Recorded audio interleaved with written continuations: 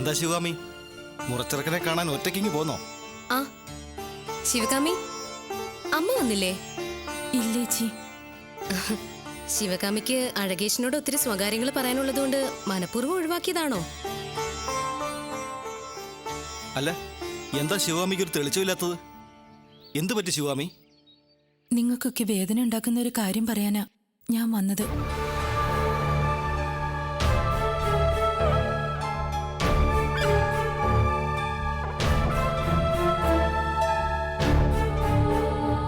ജ്യേഷ്ഠന് ഇന്നലെ രാത്രി പരമശിവന്റെ സ്വപ്നദർശനം ഉണ്ടായിരുന്നു.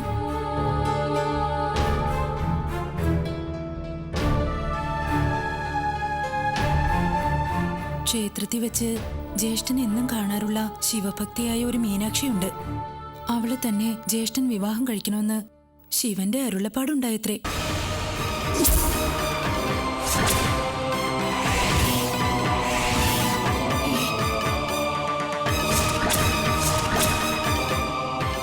എന്താ ഈ കേൾക്കുന്നത്? ഈ സ്വപ്നദർശനം ശുദ്ധ കളവാണമ്മേ.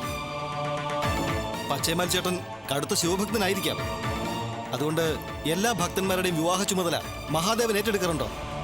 ഈ വിവാഹത്തിൽ നിന്ന് പിന്മാറാൻ വേണ്ടി പച്ചേമാൽ ചേട്ടൻ ശിവനെ കൂട്ടിപ്പിടിച്ചിരിക്കുക. വിവാഹാലോചനയുമായ അമ്മായിയുടെ ഭവനത്തിൽ ചെന്ന ദിവസം ഞാൻ ഓർക്കുന്നുണ്ട്. വിവാഹത്തിന് സമ്മതമാണെന്ന് പച്ചേമാൽ ചേട്ടൻ സ്വന്തം നാവുകൊണ്ട് പറഞ്ഞില്ല. ഒരു വിസമ്മത ഭാവം ആ മുഖത്ത് പ്രകടമായത് എന്റെ തോന്നൽ മാത്രമാണെന്ന് ഞാൻ കരുതി. പക്ഷെ അത് സത്യമായിരുന്നെന്ന് ഇപ്പൊ എനിക്ക് മനസ്സിലായി. അതുകൊണ്ട്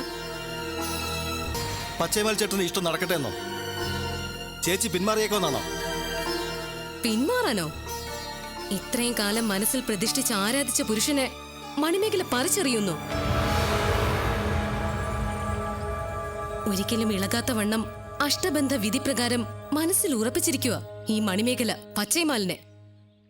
അയാളുടെ മനസ്സിലിരിപ്പ് അറിയണം. അറിഞ്ഞിരിക്കും ഞാൻ.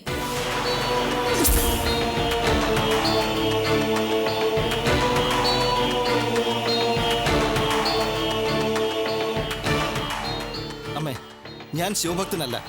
എനിക്ക് സ്വപ്നദർശനം ഉണ്ടായിട്ടില്ല. അഥവാ ഉണ്ടായാലും എന്റെ പത്നി എന്നും ശിവകാമി തന്നെയാ. പച്ചേമാൽ ചേട്ടൻ വിശ്വാസവഞ്ചന കാട്ടി ഞങ്ങളുടെ ജീവിതം കൂടി തകർക്കും അമ്മേ. മോനെ, ആദ്യം മണിമേഖല പച്ചൈമാലിനെ കണ്ട് അവന്റെ നിലപാട് അറിയട്ടെ. അതിനുശേഷം നമുക്ക് തീരുമാനിക്കാം അനന്തര കാര്യങ്ങൾ.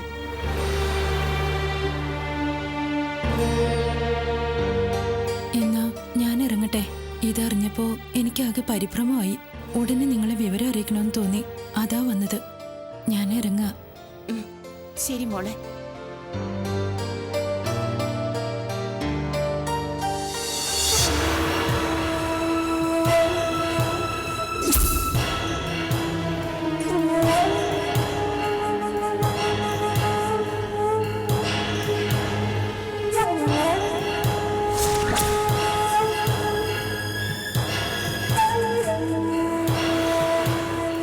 ഞാനും അമ്മയും കൂടി വിവാഹബന്ധം ഉറപ്പിക്കാൻ ഇവിടെ വന്ന ദിവസം നിങ്ങളുടെ ഒരു താല്പര്യമില്ലാത്ത മട്ട് ഞാൻ ശ്രദ്ധിച്ചതാണ്. പറയൂ, മുറപ്പെണ്ണായ മണിമേഖല നിങ്ങൾക്ക് നിഷിദ്ധയാണോ? എന്നെ വിവാഹം കഴിക്കാൻ നിങ്ങൾക്ക് ഇഷ്ടമല്ലേ? മണിമേഖലയെ, ഞാൻ പറയുന്ന ക്ഷമയോട് കേൾക്കണം. ക്ഷേത്രത്തിൽ വെച്ച് നിത്യവും കാണുന്ന ശിവഭക്തിയായ മീനാക്ഷി എന്ന പെൺകുട്ടിയാണ് എനിക്ക് വിധിക്കപ്പെട്ട വധു.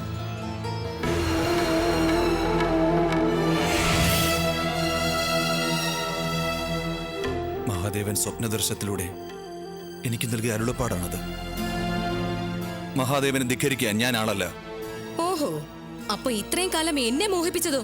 താലൊലിക്കാൻ ഒത്തിരി സ്വപ്നങ്ങൾ തന്നിട്ട് ഒടുവിൽ തകർക്കുകയായിരുന്നു നിങ്ങളുടെ ലക്ഷ്യം. നിർത്ത്. ഈ ജീവിതത്തിൽ ഒരിക്കലെങ്കിലും നിന്നെ മാത്രമേ വിവാഹം കഴിക്കൂന്ന് ഞാൻ നിനക്ക് വാക്ക് തന്നിട്ടുണ്ടോ? ഉണ്ടോ?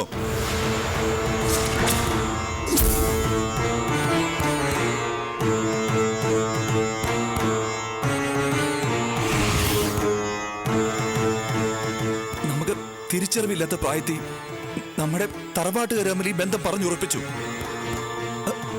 അതിനെ മുറുകെ പിടിക്കാതെ എന്നെ എന്റെ വഴിക്ക് വിടൂ. പൊയ്ക്കുള്ളൂ.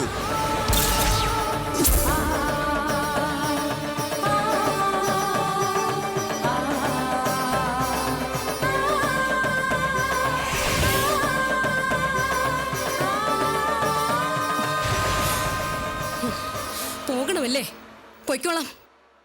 എന്റെ സാന്നിധ്യം കുളിർമഴയ്ക്ക് തുല്യമായിരുന്നു നിങ്ങൾക്ക് ഇന്നലെ വരെ. ഇപ്പോ എന്റെ സാന്നിധ്യം അസ്വസ്ഥത സൃഷ്ടിക്കുന്നു.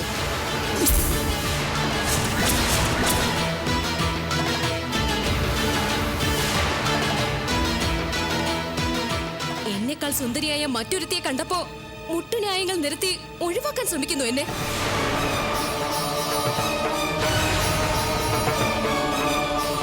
തൃക്കടയൂരപ്പന് നിത്യവും പാൽ നൽകുന്നവന്റെ മനസ്സ് മുഴുവൻ കൊടും വഞ്ചനയുടെ വിഷം നിറഞ്ഞുന്നു. നോക്കി പേടിപ്പിക്കണ്ട. വിശ്വാസ വഞ്ചകനാണ് നിങ്ങൾ.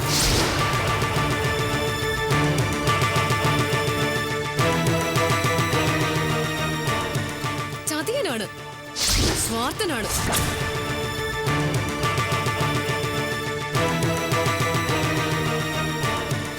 നടക്കില്ല. ഈ മണിമേഖല ജീവിച്ചിരിക്കുമ്പോ മറ്റൊരു പെണ്ണിനെ കെട്ടില്ല നിങ്ങൾ.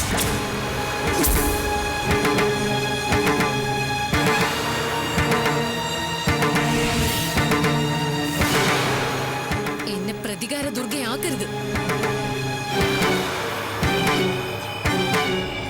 എന്റെ രോഷാഗ്നിയിൽ നിങ്ങൾ ഒരുപിടി ചാരമായി പോവും.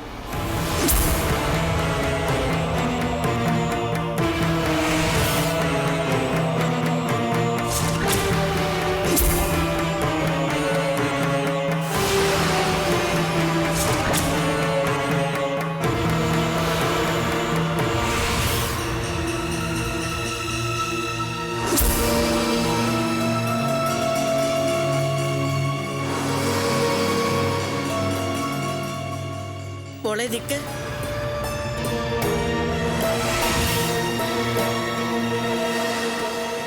നിങ്ങൾ തമ്മിൽ പറഞ്ഞതെല്ലാം ഞങ്ങൾ കേട്ടു. നീയും പച്ചയമാലും തമ്മിലുള്ള വിവാഹം നടത്തുമെന്ന് നിന്റെ അമ്മായിയായ ഞാൻ വാക്ക് തന്നിട്ടുണ്ടെങ്കിൽ അത് നടന്നിരിക്കണം. ഈ ശിവകാമി എന്റെ അനിയനായ അഴകേശനെ സ്വപ്നം കണ്ടുകൊണ്ട് നടക്കുകയല്ലേ. ഞങ്ങളുടെ ബന്ധം നടന്നില്ലെങ്കിൽ ഇവരുടെ ബന്ധവും നടക്കില്ല.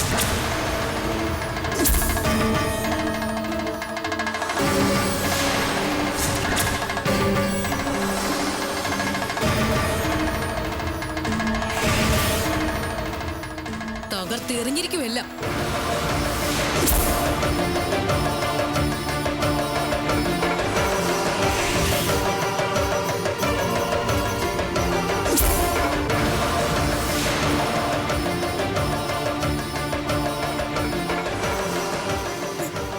വിഷമിക്കാതെ മകളെ, നിന്റെ ആഗ്രഹം നടന്നിരിക്കും. ഈ അമ്മ നടത്തിയിരിക്കും.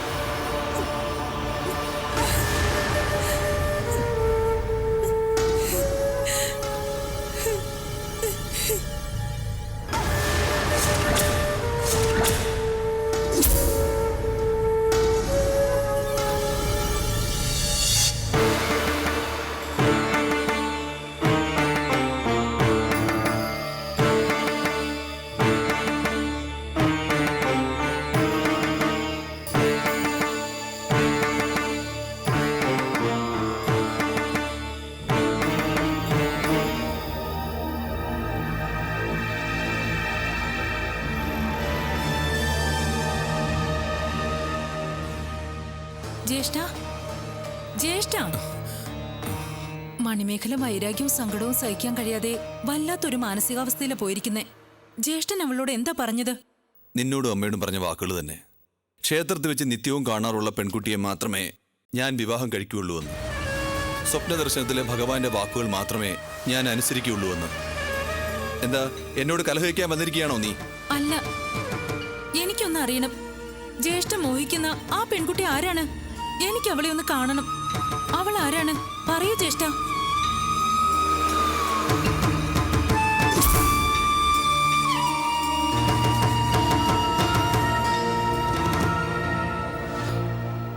അതൊക്കെ അറിയാണ്ട് പറഞ്ഞാ മതി.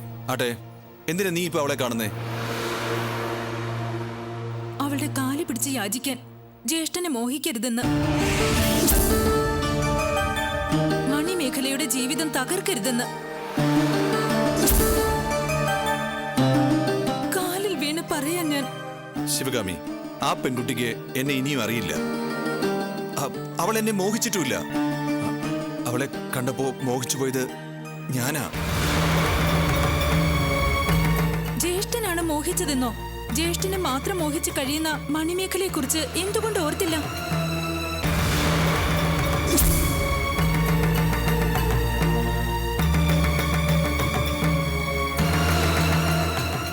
സാരില്ല ജ്യേഷ്ഠ, ചില പെൺകുട്ടികളെ കാണുമ്പോ എല്ലാം മറന്ന് പുരുഷന്മാർ അവരെ മോഹിക്കുന്നത് സ്വാഭാവികമാണ്. അവൾ ജ്യേഷ്ഠനെ അറിയില്ല. അവൾ ജ്യേഷ്ഠനെ വല്ലാതെ മോഹിച്ച് വിവാഹ ജീവിതത്തിന് വേണ്ടി കാത്തിരിക്കുന്നവളുമല്ല. ആ നിലയ്ക്ക് മണിമേഖലയെ ഓർത്ത് അവളെ മറന്നുകൂടെ ജ്യേഷ്ഠന്? മറക്കാമെന്ന് സമ്മതിക്ക് ജ്യേഷ്ഠ. ഇല്ല, ഈ ജന്മത്തെ അവളെ മറക്കാൻ എനിക്ക് സാധ്യമല്ല. മറക്കാൻ സാധ്യമല്ലെന്നോ? എന്ത് അസംബന്ധമാണ് നീ പറയുന്നത്? വീണ്ടും വിചാരമില്ലാതെ പെരുമാറുന്നോ?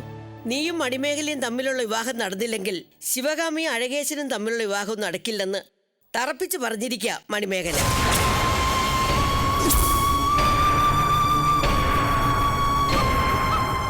മകനെ, മണിമേഖലയുടെ നിർബന്ധ ബുദ്ധികളും ശാഠ്യങ്ങളും എന്ന് വിജയിച്ച ചരിത്രമേ ഉള്ളൂ. കാരണം അവൾക്ക് ശക്തമായ പിൻബലമായി ധനാഢ്യായ അവളുടെ അമ്മ പരിമള ഒപ്പമുണ്ട്.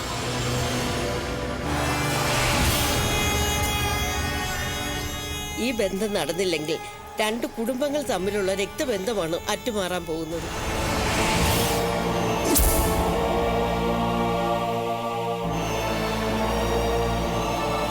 മറ്റൊരു പെൺകുട്ടിയുമായി സമാധാനമായി ജീവിക്കാൻ മണിമേഖല നിന്നെ അനുവദിക്കുമെന്ന് തോന്നുന്നുണ്ടോ?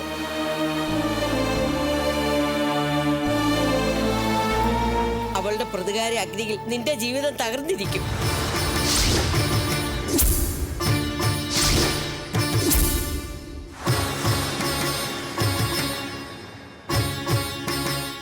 പാടില്ല. മണിമേഖലയായിട്ടുള്ള വിവാഹത്തിന് നീ സമ്മതിക്കണം മകനെ. നീ സമ്മതിക്കില്ലേ?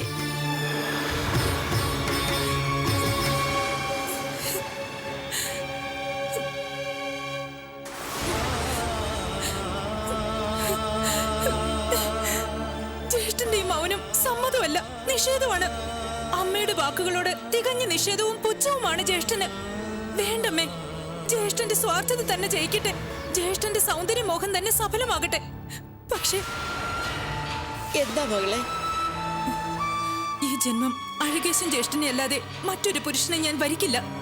ജ്യേഷ്ഠന്റെ അതിമോഹം മൂലം അത് നടന്നില്ലെങ്കിൽ മൂത്ത് നരച്ച് നിത്യകന്യകയായി ഞാൻ ജീവിച്ചോളാം.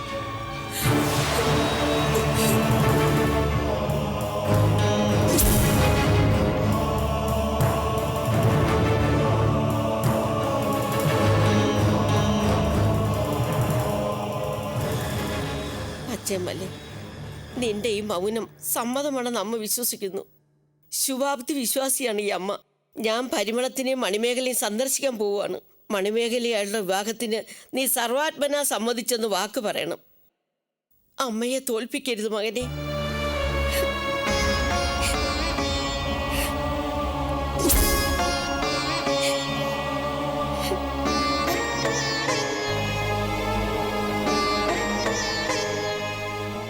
ഭഗവാനെ, തൃക്കടയൂരപ്പ, ഈ ധർമ്മസങ്കടത്തിൽ നിന്ന് മടിയനെ രക്ഷിക്കാൻ മാർഗനിർദ്ദേശം നൽകാൻ അങ്ങയ്ക്ക് മാത്രമേ കഴിയൂ. രക്ഷിക്കണേ ഭഗവാനെ. ശംഭോ മഹാദേവ.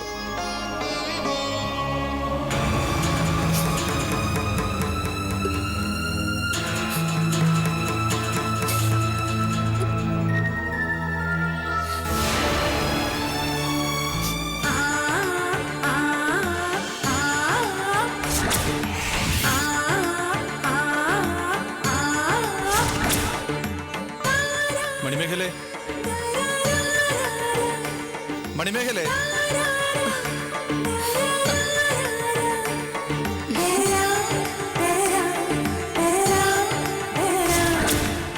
ആഹാ, എപ്പോ എത്തി? ഹോ, ഉടനെ ഒന്ന് കാണാൻ കഴിഞ്ഞെങ്കിലെന്ന് ഞാൻ ആഗ്രഹിച്ച വ്യക്തി തന്നെ ദാ മുന്നിൽ പ്രത്യക്ഷപ്പെട്ടല്ലോ. മണിമേഖല എന്റെ സാന്നിധ്യം ആഗ്രഹിക്കുന്നുണ്ടെന്ന് എനിക്കും മനസ്സിൽ തോന്നി. അമ്മായി അഴകേശനൊക്കെ ഇവിടെ? അവരെ കാണാനല്ലല്ലോ വന്നത്. നമുക്ക് മനസ്സ് തുറന്ന് സംസാരിക്കാൻ അവരുടെ അസാന്നിധ്യമാണല്ലോ ആവശ്യം. അല്ല, എന്താ ഇനി പ്രത്യേകിച്ച് മനസ്സുറന്ന് സംസാരിക്കാൻ? മണിമേഖല പച്ചയമാലിന്റെ പെണ്ണാണ്. പച്ചയമാൽ മണിമേഖലയുടെ പുരുഷനും. അവരുടെ വിവാഹം അവരുടെ കുഞ്ഞുനാളിലെ രക്ഷിതാക്കൾ തീരുമാനിച്ചു കഴിഞ്ഞതാണ്. ഇതൊക്കെയല്ലേ മനസ്സുറന്ന് സംസാരിക്കാനുള്ളത്? എത്രയോ വട്ടം നമ്മൾ ഇത് മനസ്സുറന്ന് സംസാരിച്ചതാ. സമ്മതിക്കുന്നു. പക്ഷെ ഇക്കാര്യങ്ങളൊക്കെ എത്ര ആവർത്തിച്ചാലും പുതുമ കൂടുകയുള്ളൂ. ഒരു വിരസതയും അനുഭവപ്പെടില്ല, അല്ലേ? എന്നാ നമ്മുടെ വിവാഹം? അതൊക്കെ തീരുമാനിക്കുന്നത് നമ്മുടെ മാതാപിതാക്കളല്ലേ? അവരെ എന്നെ തീരുമാനിച്ചു കഴിഞ്ഞല്ലോ. ഇപ്പൊ വിവാഹത്തിന്റെ സമ്മതമാണെന്ന് നമ്മൾ അറിയിച്ചാൽ മാത്രം മതി. ഓ, എന്നാല് ഇപ്പോഴൊന്നും നമ്മുടെ വിവാഹം വേണ്ട. പരമാവധി സ്വാതന്ത്ര്യവും സ്വസ്ഥതയൊക്കെ അനുഭവിച്ചു കഴിഞ്ഞിട്ടു മതി. എന്താ ഒരു പരിഭവം? എന്നെ വിവാഹം കഴിച്ച സ്വസ്ഥതയും സ്വാതന്ത്ര്യമൊക്കെ ഇല്ലാതാവൂന്നല്ലേ സൂചന? സാധാരണ അങ്ങനെയൊക്കെയാണ് കണ്ടുവരുന്നത്. വിവാഹം കഴിയുന്നതോടെ പുരുഷ പെണ്ണിന്റെ ചൊൽപ്പടിയിലാവും. മറിച്ച് പെണ്ണ് പുരുഷന്റെ ചൊൽപ്പടിയിലും ആവുന്നുണ്ട്. അതെ, ഈ പെണ്ണിന്റെ സ്വഭാവം അനുസരിച്ചിരിക്കും. അതെ, കൂടുതൽ വാചകോടിയൊന്നും വേണ്ട. അമ്മായിയുടെ കൈകൊണ്ട് തരുന്ന സംഭാരമല്ലേ ഇതുവരെ കഴിച്ചിട്ടുള്ളൂ. ഇന്നത്തെ സംഭാരം എന്റെ കൈകൊണ്ട് തന്നെ ആവട്ടെ. ആദ്യമായി അങ്ങനെ ഒരു ചുമതലാബോധം തോന്നിയല്ലോ. ആശ്വാസം.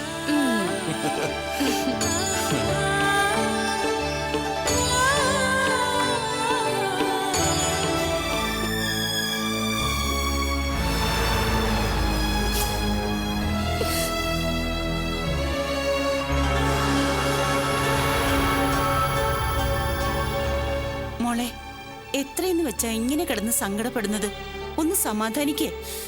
വേണ്ട, എന്നെ ആരും സമാധാനിപ്പിക്കാൻ നോക്കണ്ട.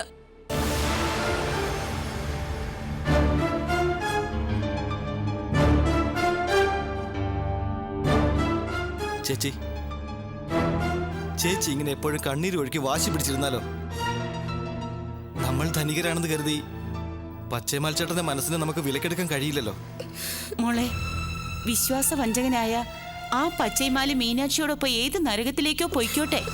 ഈ പരിമളം വിചാരിച്ച രാജകുമാരന്മാരുടെ അവസ്ഥയിലുള്ള ആയിരക്കണക്കിന് യുവാക്കൾ വരും എന്റെ മോളെ തേടി. അവരെയൊക്കെ വയസ്സുകാലത്ത് അമ്മ തന്നെ കെട്ടിക്കോളൂ. മണിമേഖലയ്ക്ക് ഈ പച്ചൈമാലിന്റെ മതി. പച്ചൈമാലിന് പകരം വെക്കാൻ മണിമേഖലയ്ക്ക് ഈ ലോകത്ത് വേറെ ഒരു പുരുഷനും പിറന്നിട്ടില്ല എന്നെങ്ങനെ തീർത്തു പറയാൻ കഴിയും? നിങ്ങൾ തമ്മിൽ 7 പൊരുത്തമല്ലേ ഉള്ളൂ. അതുകൊണ്ടാവാം പച്ചേമാൽ ചേട്ടന്റെ മനസ്സ് പെട്ടെന്ന് മാറിപ്പോയത്. ചേച്ചിയെ സംബന്ധിച്ച് എല്ലാ പൊരുത്തങ്ങളും ഒത്തുചേർന്ന ചേച്ചിക്ക് വിധിക്കപ്പെട്ട യഥാർത്ഥ പുരുഷൻ വന്നാലോ? നിർത്ത്. അവന്റെ ഒരു കണ്ടുപിടുത്തം. നിനക്കിപ്പോ എന്താ വേണ്ടത്? എനിക്കും ശിവകാമിക്കും തമ്മിൽ എല്ലാ പൊരുത്തങ്ങളും ഉത്തമത്തിൽ ചേർന്നിട്ടുണ്ട്. ആ സ്ഥിതിക്ക് ഞങ്ങളുടെ വിവാഹത്തിന് ചേച്ചിയുടെ പിടിവാശി ഒരു തടസ്സമാവരുത്.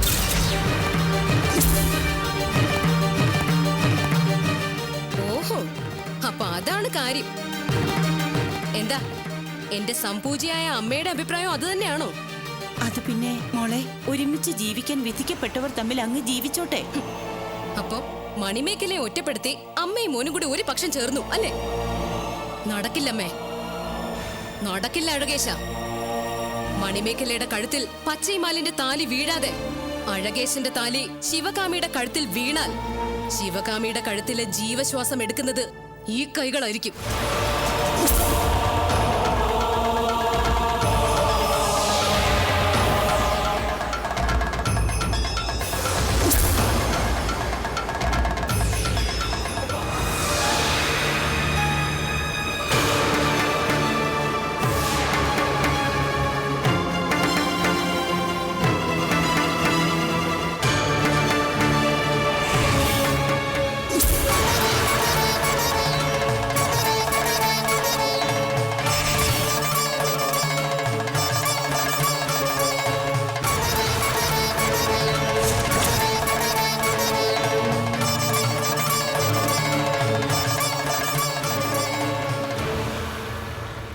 പച്ചേമാൽ ചേട്ടൻ മണിമേഖല ചേച്ചിയെ വേൾക്കാൻ തയ്യാറായില്ലെങ്കിൽ അയാളെ മറന്നേക്കാനാണ് അമ്മ ചേച്ചി ഉപദേശിക്കുന്നത്. പക്ഷേ ചേച്ചി അതിന് തയ്യാറല്ല. പച്ചേമാലിനെ അല്ലാതെ ഈ ജന്മം മറ്റൊരു പുരുഷനെ വരിക്കില്ല എന്ന പിടിവാശിയില്ല ചേച്ചി. ജ്യേഷ്ഠ, അവരുടെ കാര്യവും നമ്മുടെ ബന്ധവും തമ്മിൽ കൂട്ടിക്കൊഴിക്കുന്ന എന്തിനാ? നമുക്ക് തമ്മിൽ പ്രശ്നമൊന്നുമില്ലല്ലോ. നമ്മുടെ വിവാഹം അവർക്ക് നടത്തി തന്നൂടെ? ശിവകാമി, ചേച്ചിയുടെ സ്വഭാവം നിനക്ക് നന്നായിട്ട് അറിയല്ലോ. വളരെ ആലോചിച്ച് ഒരു തീരുമാനം ഉറപ്പിക്കൂ. ഉറപ്പിച്ച തീരുമാനത്തിൽ നിന്നും ചേച്ചിയെ പിന്തിരിപ്പിക്കാൻ ദൈവത്തിന് പോലും ആവില്ല. പച്ചയമാലുമായുള്ള ബന്ധം നടന്നില്ലെങ്കിൽ നമ്മുടെ ബന്ധത്തിനും ചേച്ചി സമ്മതിക്കില്ല. ചേച്ചിയുടെ വിസമ്മതം അമ്മയ്ക്ക് സമ്മതവും ആവാൻ പോകുന്നില്ല. എനിക്കുണ്ട് ഉറച്ച തീരുമാനവും വാശിയൊക്കെ. ജ്യേഷ്ഠനുമായുള്ള ബന്ധം നടന്നില്ലെങ്കിൽ പിന്നെ ഈ ശിവകാമിക്ക് സന്യാസ ജീവിതമായിരിക്കും.